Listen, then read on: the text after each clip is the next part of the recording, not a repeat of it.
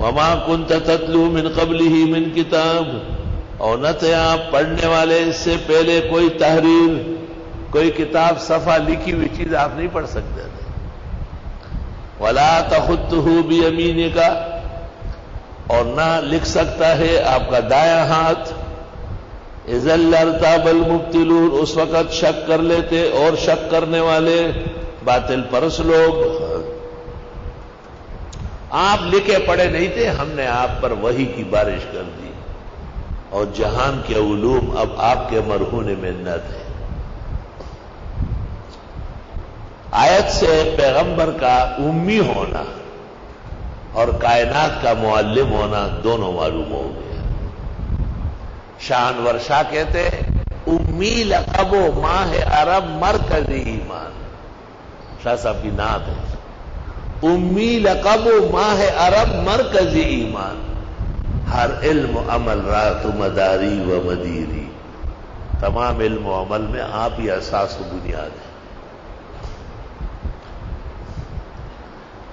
ولا تخطه بيمينك، اس سے پتہ چلتا ہے کہ آدمی کو کھبا نہیں ہونا چاہیے کہ بائیں ہاتھ سے لکھ رہا ہے بائیں ہاتھ سے پکڑ رہا ہے. نہیں، مومن کا دائیں ہاتھ خیر و برکت کا ہے اور سنت کا ہے. جتنے لوگ کبے ہیں وہ اپنے آپ کو سیدھا کرنے کی کوشش کریں.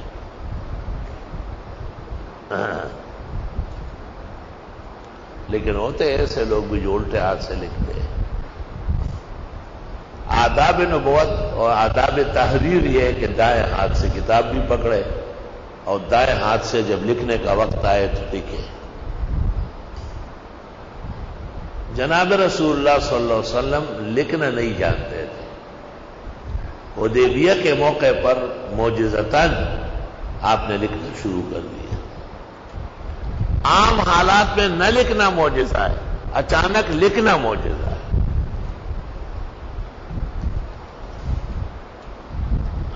اور اس میں مشہور واقعہ ہوا ہے.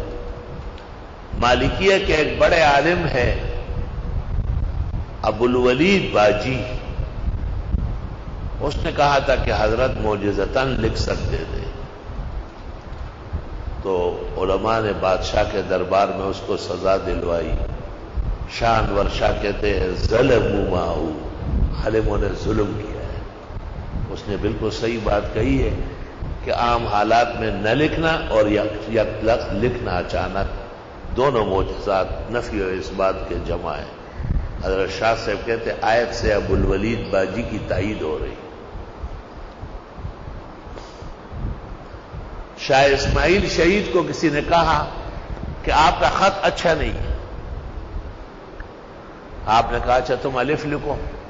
اس نے بہت خوبصورت الف لکھا. پھر شاہ صاحب نے بھی ایسے ڈانگ کھینچا کہ یہ کیا ہے کہ الف ہے، کہ یہ کیا، یہ بھی الف ہے. فرمایا خط اتنا ہی کافی ہے کہ پڑھا جائے، اس سے آگے کی کوشش بیکار ہے.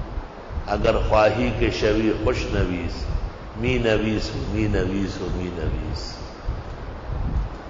بہترین خط لکھنے والوں میں ہمارے استاد محترم حضرت مولانا عبدالحنان صاحب تھے. ایک دن مجھ سے استاد محترم مولانا مفتی احمد الرحمان نے کہا کہ مولانا کا خط دے دو. میرے پاس اسی وقت خط آیا تھا، جیب میں پڑا تھا. میں نے دکھایا تو فرمایا اچھا اس کی کاپی کرا کے دو.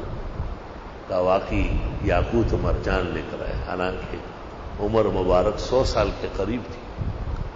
تحریر میں کوئی فرق نہیں آیا. استاد محترم مولانا لطف اللہ بس بقدر ضرورت لکھتے تھے.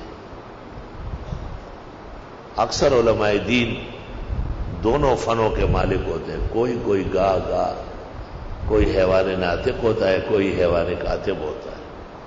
میرا خود خط کچھ خاص نہیں، خط کی طرف توجہ کم تھی. حالانکہ میٹرک کر چکا اسکول میں اور اچھے نمبروں میں پاس ہوتا تھا، اور استادوں کی تقریریں لکھنے کی عادت نہیں تھی. حافظہ بہت عمدہ تھا،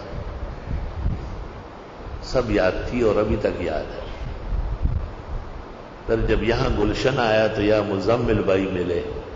ان جیسے تحریر والا کوئی دنیا میں دیکھا نہیں. بس خالی میرے منہ سے نکلتے ہیں عربی، فارسی، اردو، اور وہ کڑاسار سے لکھتے ہیں. بعض تحریروں میں تو کٹ تک نہیں آتا.